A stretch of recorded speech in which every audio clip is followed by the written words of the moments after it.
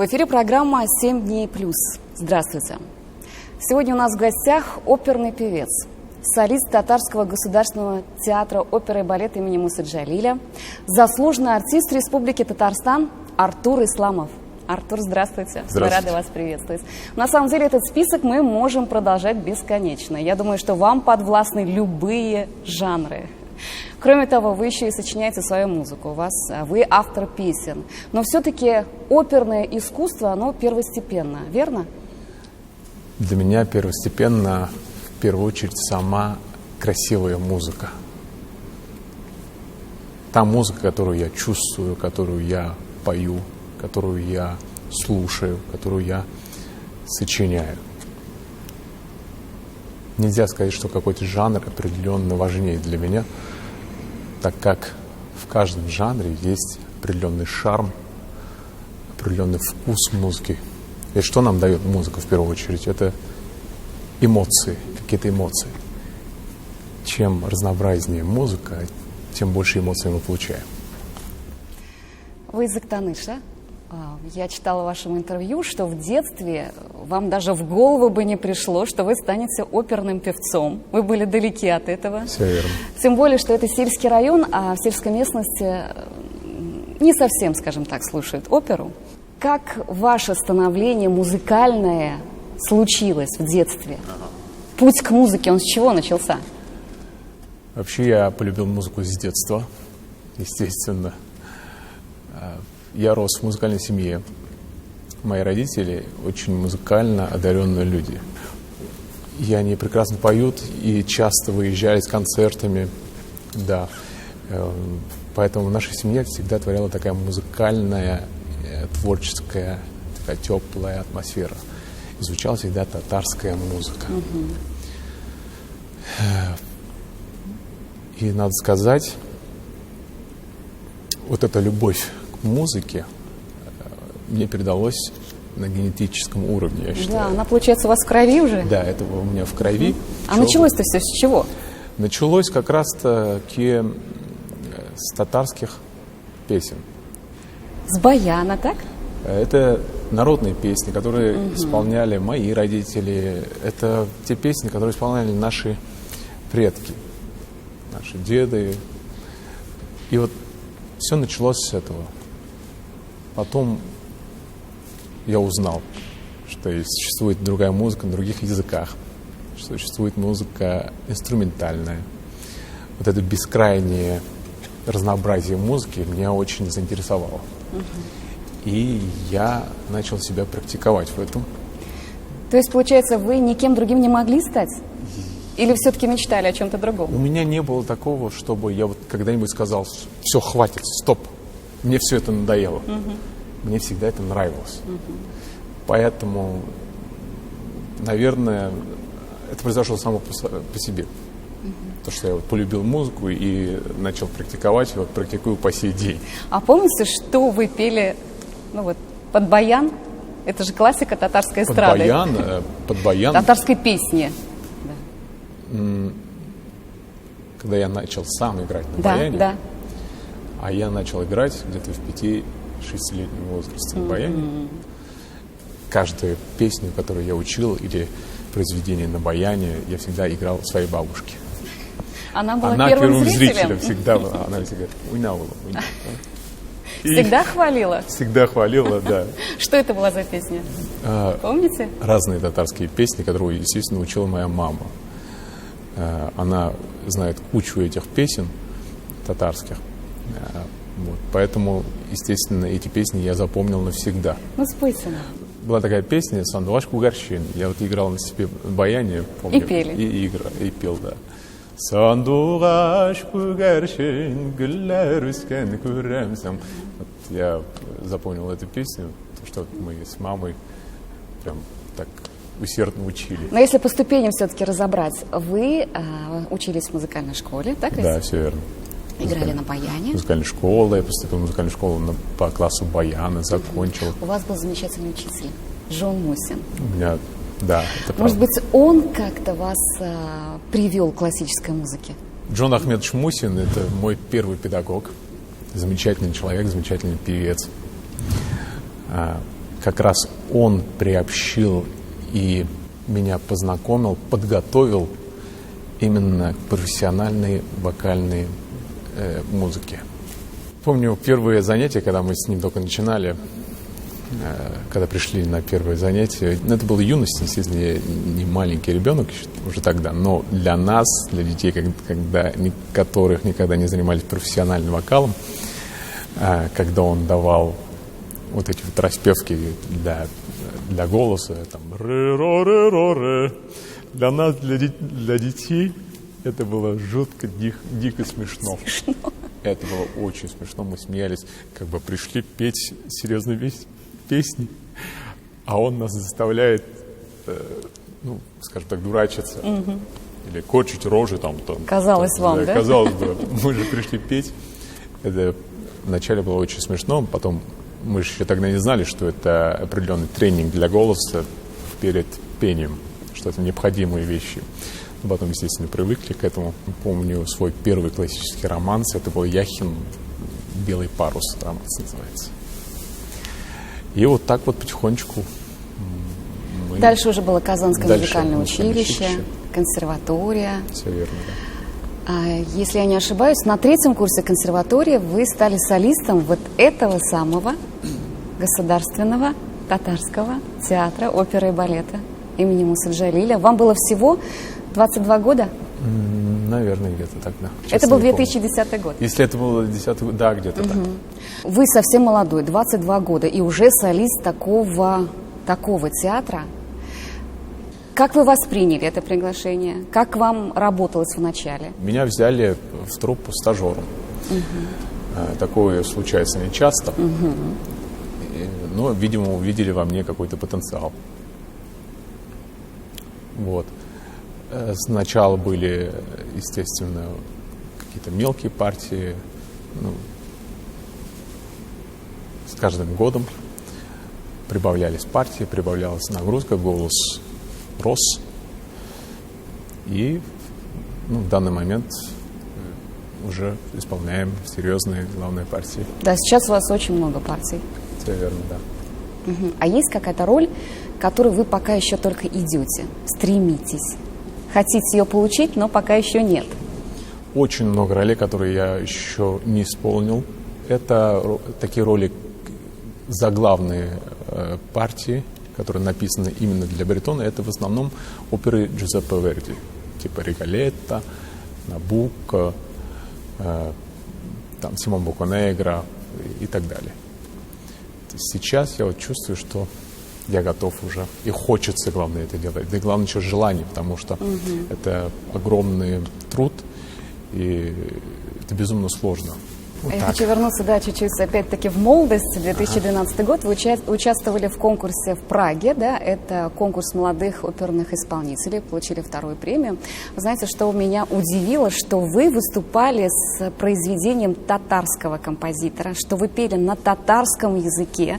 Вот лично меня это удивило. Все-таки, я думаю, может быть, для вас было бы выигрышнее исполнять произведение европейского композитора, например.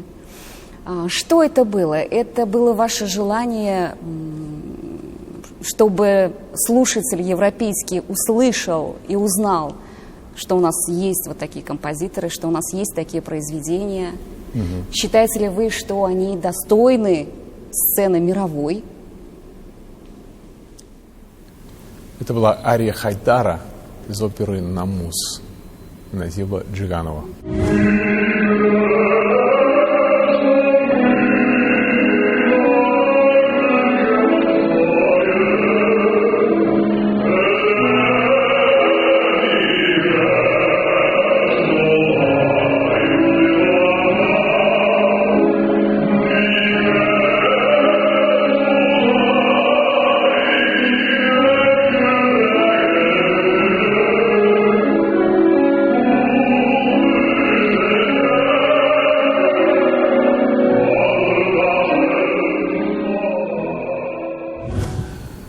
Вообще, я считаю, что произведения наших татарских классиков, они абсолютно международного уровня. То есть их можно исполнять где угодно, и всегда принимают на ура. А самая главная сила этих произведений, что в их музыке заложена вот наша татарская народная мелодия, наш мон. И этим и отличается наша музыка от других, от стилистики других композиторов, скажем. И, видимо, я так исполнил, что это понравилось международному жюри. А приходилось еще исполнять татарские произведения на татарском языке, на мировых сценах? Вы же очень много гастролировали. Я всегда стараюсь с собой брать какие-то произведения наших композиторов. Это типа Жиганова, Яхина, Сайдашева. Это прям вот железно. Опять-таки, это интервью, вы его давали в 2012 году. Тогда вы говорили, что не пойдете в эстраду. Вы говорили, да, что это было бы для вас слишком просто. А почему вы решили все-таки не отказываться от этого жанра, от жанра эстрады? Ну, я решил не отказываться из-за того, что у меня это хорошо получается. Без ложной скромности на самом деле, это так. Ну, так как я с детства слушал и любил песни. Эстрадные тоже? Я же сказал, что музыка, она разнообразна, она нравится мне вся в разных жанрах. У вас песни, они, совсем не похожи. Мои собственные, да, не похожи. Да, то, что мы слышим на радио, например, да, эти песни, они абсолютно не похожи на те песни, которые исполняют наши татарские исполнители, наши татарские певцы. Звучание абсолютно другое. Название, в конце концов, можно взять, да, «Аспирин», «Жаханам кызы». Или, например, это песня в стиле диско, которую вы исполняете со своей супругой. Они все очень сильно отличаются. Что это? Это желание показать, что татарская эстрада может быть и такой, другой? Да, почему бы нет? Потому что если взять другую, скажем так, музыку, которая сейчас играет, это такое ощущение, что как будто немножко застряли в 90-х. И вот эта шаблонность уже в течение 20 лет ничего как будто не меняется.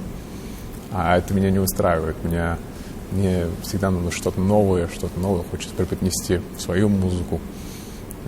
И поэтому и музыка отличается моя тем, что я постоянно ищу что-то новое, интересное. Хорошая песня для вас, она какая? Которая, если сказать современным языком, качает. Качает. Или заставляет себя плакать, смеяться. То есть вызывает какие-то эмоции? Да, опять-таки эмоции. Опять-таки эмоции, потому что и опера вызывает эмоции, и просто симфоническая музыка вызывает эмоции. Главное, чтобы она должна быть качественная. А кто ваш слушатель? У меня разные слушатели, абсолютно. Вот вчера мне отправляют, 10-летний ребенок поет мою песню целый день. Мне пишет мама. Какую песню? По-моему, Татаралга. Да, о ней мы отдельно поговорим еще, да, чуть позже. Да, и есть взрослый слушатель, который слушает... У меня же разнообразные песни. У меня есть и для молодежи песни, которые может себе принять, и для взрослых преклонного возраста. Поэтому разный слушатель. Ну, раз уж мы заговорили, да, мы продолжаем говорить о том, что вы исполняете в разных жанрах. Ну, я как поклонница группы «Алканат» не могу не задать сегодня вопрос об этой группе, которой, к сожалению, сейчас нет. Взять только одну песню, да, «Язмыш», наверное, она самая популярная, потому что вы ее исполнили еще и с Лават Закиевичем тоже. Она вошла по версии одного из изданий в топ лучших татарских песен.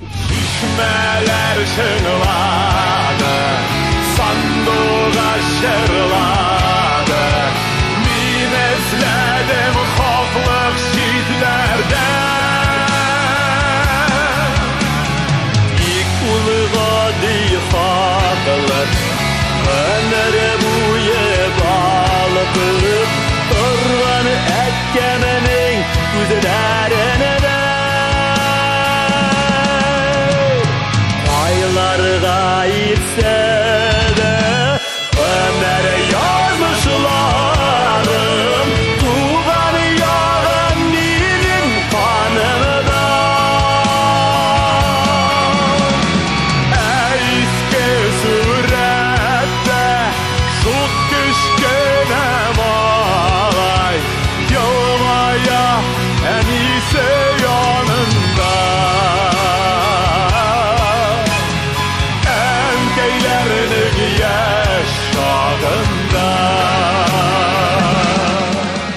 Но, к сожалению, этой группы сейчас нет. Почему? И можем ли мы надеяться, что хотя бы на каких-то разовых выступлениях эта группа будет собираться? Алханат сейчас нет, да. Она существовала из того, что мы вместе с моим другом, Назом Гараевым, все это начинали вместе. Он писал тексты, я писал музыку. В общем, создавали всю эту музыку вместе. Сейчас он ушел в другую степь, скажем, из музыки отошел. Вот. Но не исключено, что мы как-нибудь соберемся на какой-нибудь концерт и вспомним наши песенки. Артур, вы сейчас очень востребованы. Очень многие фестивали проходят с вашим участием. Это и Узгаражиле, проект Безнынжер, и вот ближайший фестиваль Шаляпинский, да? Везде есть Артур Исламов. Скажите, пожалуйста, а сейчас вам не тесно в Казани? Не чувствуете ли вы, что здесь уже достигли всего? Но надо отметить, что мне нравится жить в Казани. Я люблю этот город. И пока есть желание что-то создавать, что-то делать для своего народа, я это делаю здесь, именно в Казани. Если даже я уеду, то все равно всегда буду держать тесную связь с этим прекрасным городом. И в творческом плане, и в жизненном плане. Ведь не имеет значения, где ты находишься физически. Имеет значение, где ты находишься своей душой, сердцем. Я пока душой в Казани. Вы работаете в тандеме со своей супругой, очаровательная Эльза Зайри, которую я тоже очень сильно люблю. У нее волшебный просто голос. Соглашусь.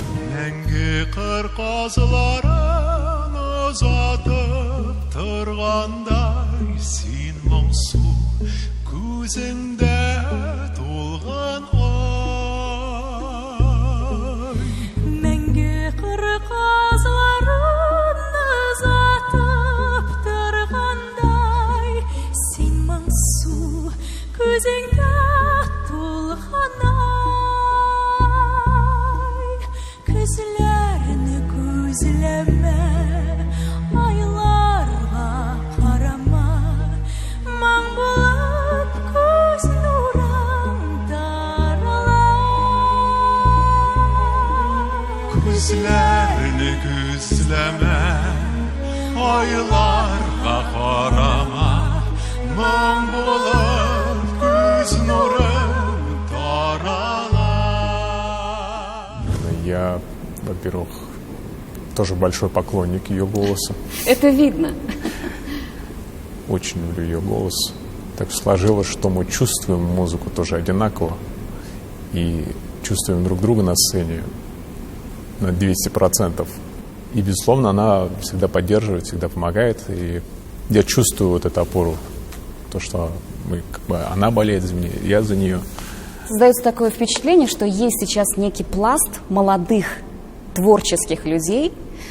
Вы, ваша супруга, Эльмира Калимуллина, писатели молодые, поэты, вот которые сейчас определяют вектор развития татарской культуры. Новый вектор развития татарской культуры. Вот вы чувствуете эту ответственность? Может быть, даже миссию, как татарина? Давайте представим, что вот нас нет. Нас, я имею в виду, вот эту молодежь, которая на сегодня, которые продолжают наши традиции музыкальные или культуру в целом, да, тенденции продолжают. Вот представим, что их нет на сегодняшний день. Представьте, в каком опустошении и в вакууме наша культура окажется, если мы уберем вот этих людей, которые несут на сегодняшний день нашу культуру и продолжают. Ведь нам никогда никто не говорил, нигде не говорил, что вот вы должны нести на себе ответственность за нашу культуру. Никто нам такого никогда не говорил. Это мы делаем просто по велению сердца. Просто нам всем не безразлична наша, все равно, да? Да, наша татарская культура. И поэтому живет наша и развивается наша татарская культура. Вот мы говорили о векторе развития татарской культуры. Каков он? Так эти ребята, они каждый день что-то создают. Другой вопрос в поддержке. Поддержке именно этих людей, творцов, которые творят на сегодняшний день. Это очень важный момент. Их нужно поддерживать всегда. Если мы хотим, чтобы наша культура жила, всегда должна быть какая-то поддержка. Потому что творческий человек, он очень тонкого характера всегда. Вот скажешь ему грубо что-то, он может закрыться на долгое время и из-за этого может что-то гениальное не написать. Ну, тут Поэтому еще тут надо быть аккуратным очень. Да, поддержка еще и зрителей тоже, и народа. Обязательно. Ну, потому что мы, конечно, привыкли, да, что такую музыку многие не воспринимают. А как вот воспитать вот этот вкус? Как сделать так, чтобы на такие концерты ходили, они были востребованы? Тут много можно думать, потому что вопрос и ротации на сегодняшний день, и популяризации вот этой музыки, то есть имеет значение. Все это непростой вопрос. Я предлагаю вернуться к песне «Татар Олга». На самом деле она очень популярная. Думаю, и она вышла очень вовремя. Она патриотическая, но все-таки ее понимает молодое поколение. Вот расскажите историю возникновения этой песни. История возникновения, это идет еще с далекого 2000 года. Да нет, шучу, конечно. Сели и написали? Сели и написали, да, потому что это вот идет какая-то энергетика на тебя. Вот хочешь ее выплеснуть, все это делаешь в песне. Просто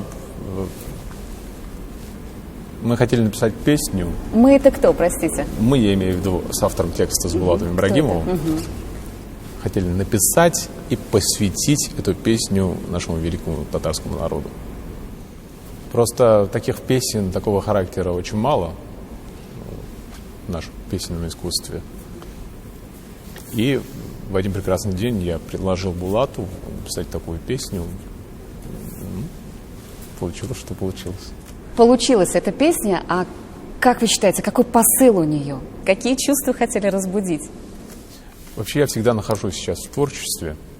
Я пишу песни, мы записываем с музыкантами альбом, готовимся к концертам. Песня «Татар Олга» — это одна из моих песен среди других моих песен, которые, такого характера она получилась. Поэтому не было такой определенных целей, которые я бы сказал: татары, вот я вам посвятил песню, послушайте, пожалуйста. Не было такого. Это просто песня.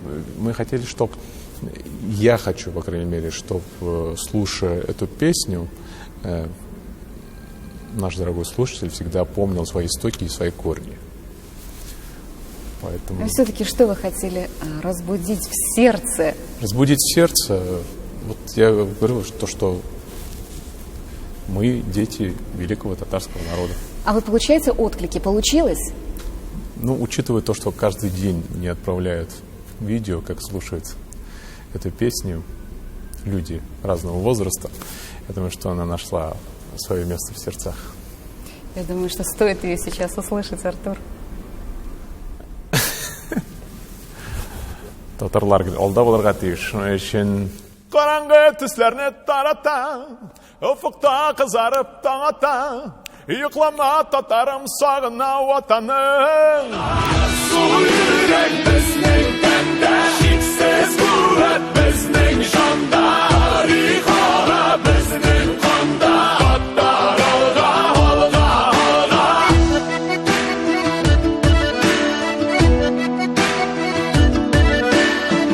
Кояшның батырлык нурлары, татарның тарихи юллары, без суда һәм җилдә, без истән бу җирдә.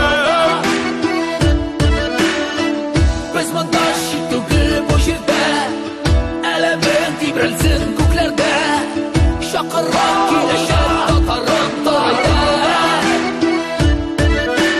Ярсу йөрәк безнең тәндә, шиксез куәт безнең җанда, тарихара безнең канда, Татарга алга алга. Ярсу йөрәк безнең